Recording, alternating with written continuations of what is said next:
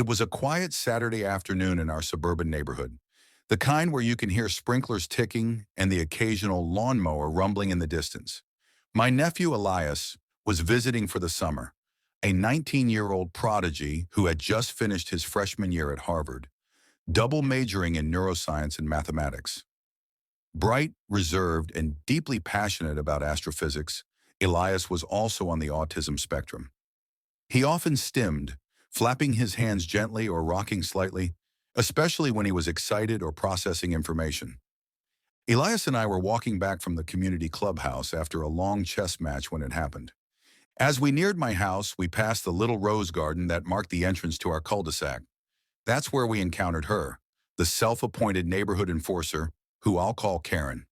Karen was the president of our homeowners association and took her title more seriously than any military general. She once filed a formal complaint because my trash cans were left out 10 minutes past collection. Karen stood arms crossed, dressed in pastel golf attire, glaring as Elias paced a few feet ahead of me on the sidewalk. He was softly humming and flapping his hands, likely thinking through a problem he had mentioned earlier, something about black hole entropy. "What are you doing?" Karen snapped, stepping directly in front of Elias. Startled, Elias stopped. He blinked, looking down and avoiding eye contact. I sped up to catch them, already sensing trouble. "I asked you a question," she barked. "Are you on something?" Before I could respond, she raised her hand and slapped him across the face. Time stopped.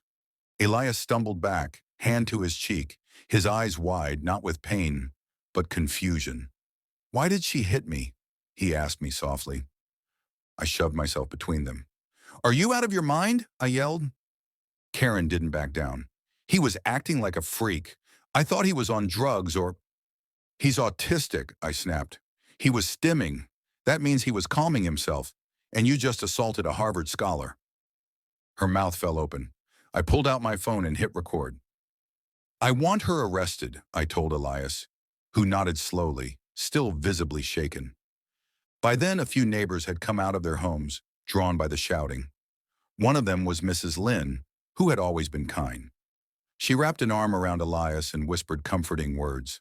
Another neighbor, Ron, muttered, "Typical Karen," under his breath. I called the police. The responding officer listened carefully as Elias, in his measured, precise voice, recounted the incident. He even quoted the exact words Karen had used. I handed over the video, and to my astonishment, Karen was issued a citation for misdemeanor assault. She tried to argue, but the evidence was clear. When the officer asked if Elias wanted to press charges, he hesitated. "I don't want to ruin her life," he said. "I just want people to understand." That's who Elias is, a gentle genius with more compassion than most people 3 times his age. The incident went viral after I posted about it, with Elias's permission, on social media.